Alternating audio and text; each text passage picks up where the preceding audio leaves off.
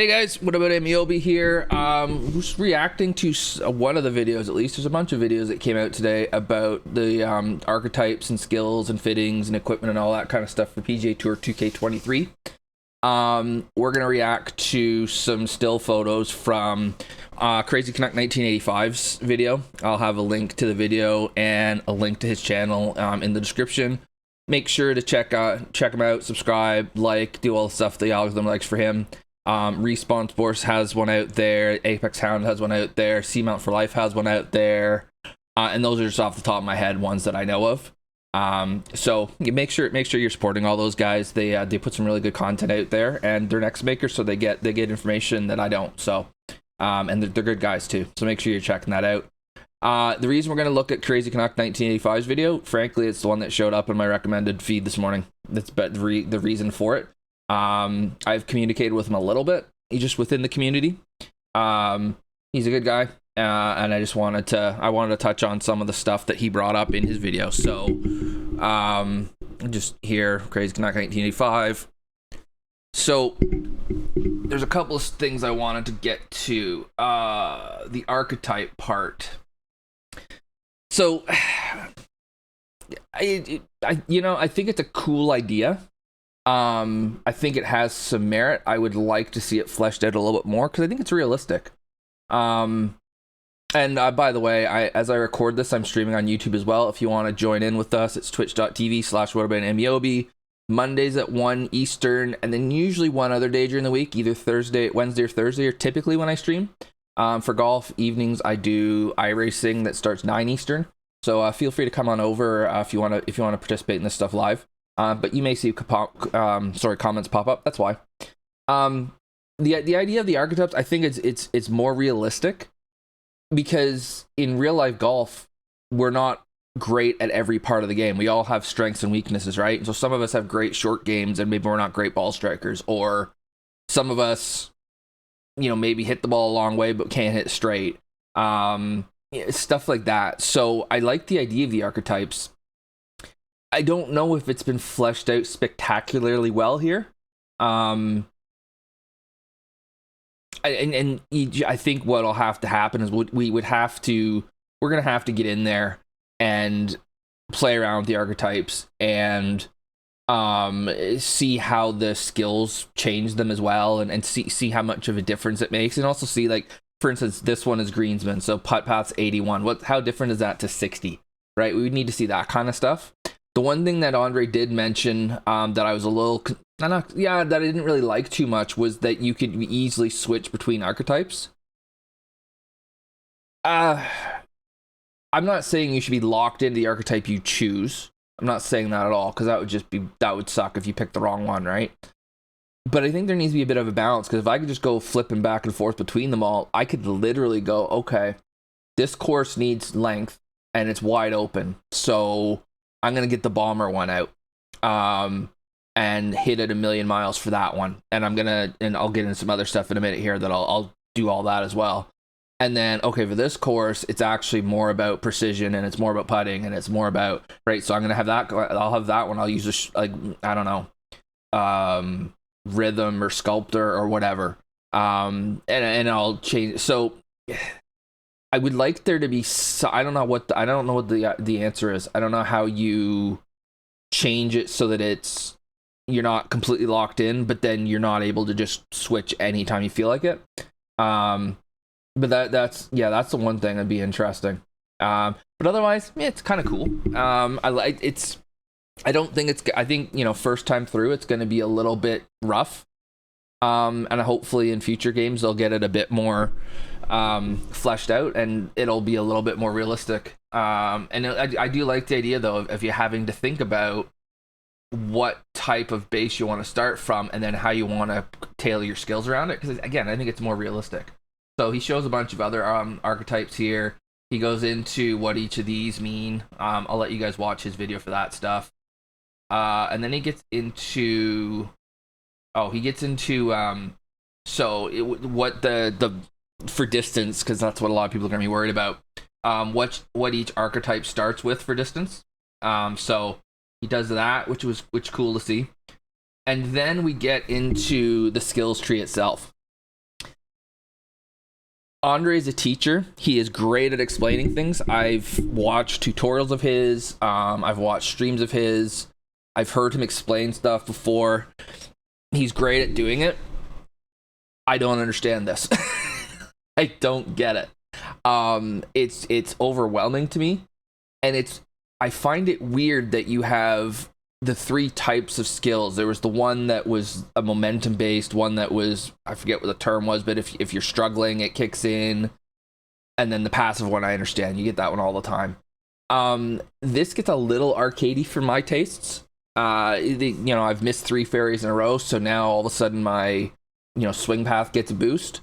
I don't know. That's a bit hokey to me, but I guess I don't know. I would rather they just be passive skills. I would rather this work more like I've gone to the range, or I've gone to the practice ground, practice green, wherever, and I've worked on this stuff, and now I've got better tempo with my driver, or I've got it's more locked in, so my path is better, or that kind of stuff.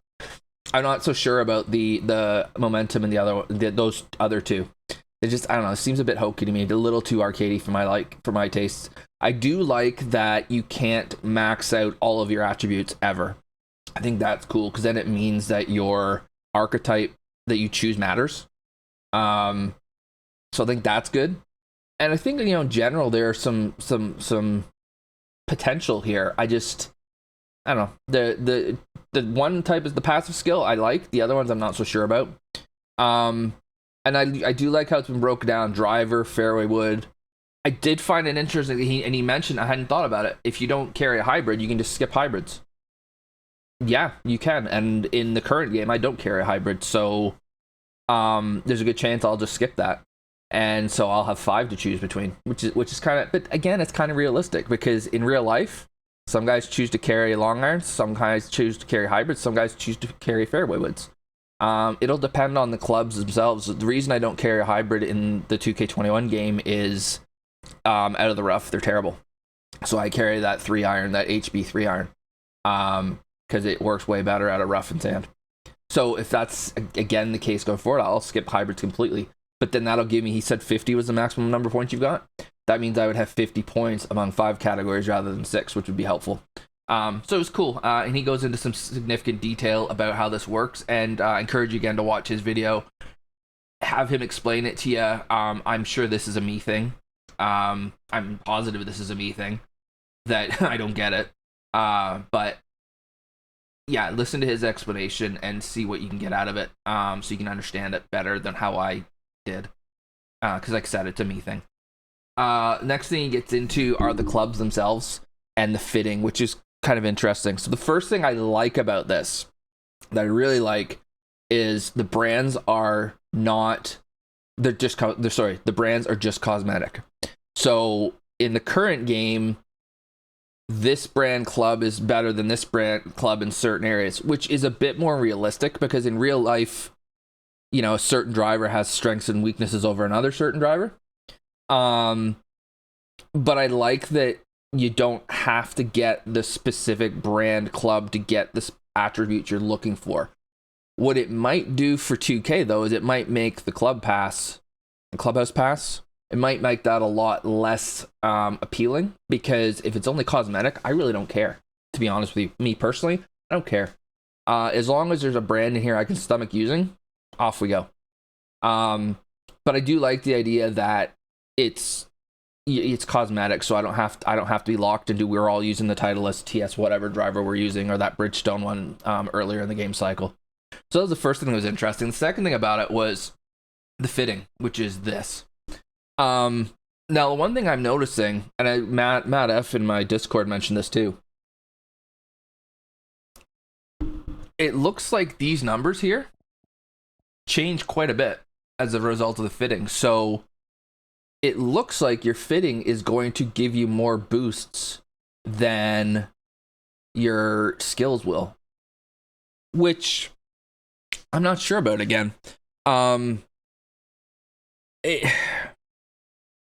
It kind of is, I mean, it's sort of realistic, but maybe a little bit too much. Because real life, if you had crappy equipment, But yeah, I don't know. It's tough. I don't know if they maybe gone a little bit too far with the equipment where it's going to kind of cannibalize the skills and make the skills not really mean that much. Worries you from a competition perspective. The one thing that is definitely going to happen is people who play the game more are going to gain more VC. They're going to be able to have more fittings options. And so they will be able to construct the perfect bag with the perfect fittings for each course. And that's another one here, again, where you're going to see guys, they're going to, they might reset their skills, but they're going to completely change their fits potentially around what the courses they're playing if they're playing competitively. So the counter to that is this game is not a competitive game. And what I mean by that is there's not a multiplayer. Like, if you think of MLB The Show, you're playing against another guy or another person, right? And so you've got you've gone out and bought $2,000 worth of stubs. You got every card in the game. You're gonna have a better team than the other person is, and so you're at a competitive advantage because of that. Golf's different.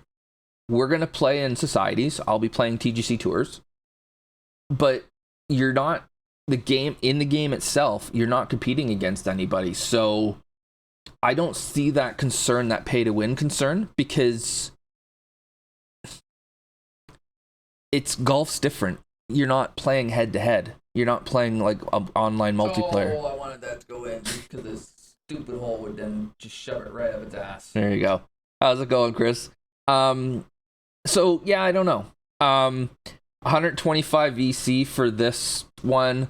I do figure that I do think that in not too long of amount of time, we're going to be swimming in VC. So, G-Dog, he has a video out too, guys. Hey, G-Dog. Sorry, G-Dog also has a video out. Make sure you're checking his out on YouTube. Feel free to stick your link in the chat there, G-Dog, for YouTube and Twitch, frankly. Although we can see your Twitch one. So yeah, it was kind of interesting. It does look like, just based on the quick numbers that I saw, it does look like the equipment is going to give you a better boost than the skills will. So I don't know. But again, I do like that it's going to be kind of brand agnostic. And then the last thing that really came out, and this is the one so again, all cosmetic. So you can blow all your VC on whichever brand you want. If you want to, go for it. Doesn't really matter though. I like that. Here's the big one for me. Not this necessarily, because again, this is apparently just cosmetic.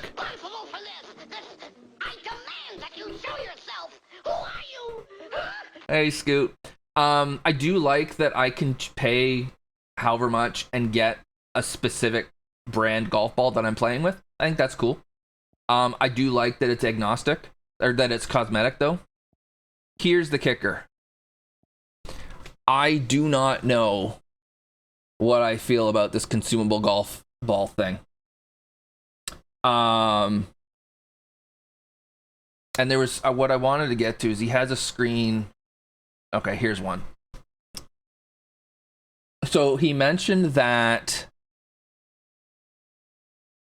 you lose a ball at the end of the round, right? And I get the idea behind that, because if I'm playing, and he was clear to say that if the ball goes out of bounds or in the water or wherever, not a problem. You don't lose it. But at the end of the round, so if you have a pack of 3, you play one round of golf, now you have you have 2 of those balls left. I get it because real world, I'm probably not going to use a golf ball more than one round, because I abuse golf balls. They hit, trees and cart paths and rakes and God knows what else. But the game is called PGA Tour 2K23. I think the key there is PGA Tour. PGA Tours don't pay for golf balls. They show up. I mean, even I caddied for a guy in the 1995 Buick Open. He's the only PGA Tour start this guy ever had. He showed up. He made it through in the Monday qualifier for it. He showed up on the Wednesday, I think we got there, and he had his pick of what ball to use. And I understand it's the same for clothes and clubs. I get that. But I would be okay with them saying, okay, well, if you want to use this attribute ball, it costs this much. It's the having to continually buy them that I have an issue with. That's the part I'm just not so sure about. The other thing I'm not so sure about is the fact that these balls, like this thing's got massive spin and it's got a bit better flight, which, and beyond it, let's be honest, with real life golf balls, a lot of it is the spin. That's one of the big differences between premium balls and less premium balls. But you lose these. Every one of these seems like 2 of them go up and 2 of them go down, which I find a bit awkward too. Like there are some balls out there that are just better at everything. Like if you're telling me, so let's say like a common, the gray one or whatever, let's say that's a top flight, for lack of a better term, and just to show my age. Let's say that's a top flight. You're telling me that a premium golf ball is going to have a category of its characteristics that are worse than that top flight? I mean, other than durability, maybe? These top flights are, well, you can drive that thing through cement and it'll still be fine. That's the part I struggle with. This is the part I struggle with. And again, the need to have to continually be buying these things. And even Andre was saying, like, you might find that if you're playing in a casual round, you might not want to use your like super rare balls or whatever. You might want to use a tier down. I'm like, no, I don't want to do that. So I like the idea that balls are a part of it. I like the idea that the balls were going to have different characteristics, because it's realistic. If we look at real life golf, you're going to have certain skill sets physically and mentally, right? And you're going to work on those through, at the range, practice green, playing, all that stuff. You're going to have equipment. And you're going to have equipment do different things for you. And you can be fit to have it, and that's stuff that you can do too. And you can pay more to get fit equipment. And you can have it be fit in a certain way that you can go, okay, well, I want my ball, like I want my driver to be bombing and whatever. Like you can choose all that stuff.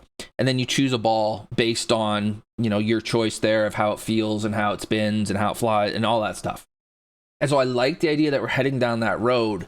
What I'm seeing right now, and this is in a preview build, to be fair, and there's potential to patch it going forward, but what I'm seeing right now, it's just a bit clunky, it feels like to me. It's something that looks like it's going to be, it has potential to be really cool, but right now, it just looks a bit hokey. And then the idea that I'm going to end up wanting to play around golf and being like, oh crap, I don't have any of my Redline LV1 pack balls left. I have to go get more. Oh crap, I don't have enough VC for it. It seems a bit weird. And the thing is that in time, that won't be a problem because we'll be swimming in VC. Because right now we all have 100 and some odd thousand VC. We have nothing to do with it, right? And I'm sure that'll happen in this game.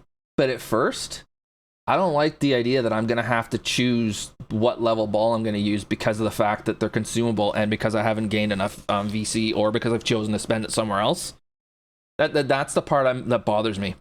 What Zone's saying there, make it more expensive and you have to do it once. That to me would make more, that's what I would prefer to see. In time, I don't think this will be a problem, but at first I could see it being a problem. And then the other thing is, I don't really like the fact that I have to make, the way the golf balls are set up, it feels like I'm back in 1994 when I was playing college golf, where you had to make specific, every golf ball choice there was a balance. You were gaining this, but you were losing this. Like back then, you played a balata ball, and that gave you way more control, way better feel, way more spin, but it went nowhere. Or you played a Serlin covered ball, it had a lot more distance, it felt like crap, it didn't really spin, but you had to keep trying to figure out where that balance was of, all right, and then as we went from into the early 2000s, and as as solid core urethane covered balls started to show up, you started to have it kind of being a little bit more, okay, this ball goes a little shorter but it spins a little bit better, and and now we're at a point where, quite frankly, any of the manufacturers is going to have a ball you're going to like. And I wouldn't care what manufacturer I'm playing. One of their balls will be fine for me. I always want the higher spin one because I grew up in the balata age. It feels like that's where we're going. It feels like we're going back 30 years though now, where we're having to make that choice between distance or spin. I don't, which I just, that's not realistic. It just isn't. 25 per round. Oh, it's not going to be as easy. Uh-oh. So yeah, and that's the other thing is they haven't really got into buying VC and what that's going to look like. The golf ball part is the part that concerns me the most. I don't like the idea that I have to continually buy golf balls. I don't like that. So, and I think that was it. That was it. And then we went back here. Yeah. So make sure you're checking out this video. I'll have the link in the description. Check out C-mounts, check out G-Dogs, check out respawns. Sorry guys, I'm old. I don't remember everybody off the top of my head. Etc. etc. Make sure you're showing all these guys some love. Hit like and subscribe, all their stuff. While you're at it, like and subscribe my video too. Get the algorithm doing its thing. It helps the channel out greatly. It helps me to understand that you like what I'm putting out there. When the game comes out, then I'll have access to it. I will be doing a career mode series, and I'll have some other stuff that I'll do through YouTube. Again, I stream Mondays and either Wednesdays or Thursdays, 1 p.m. and at twitch.tv/WhatAboutAmeobi. Come say hi. Hang out with us as we play PGA Tour 2K21 now and soon 2K23. Hope this was helpful for you. Have a good one, guys.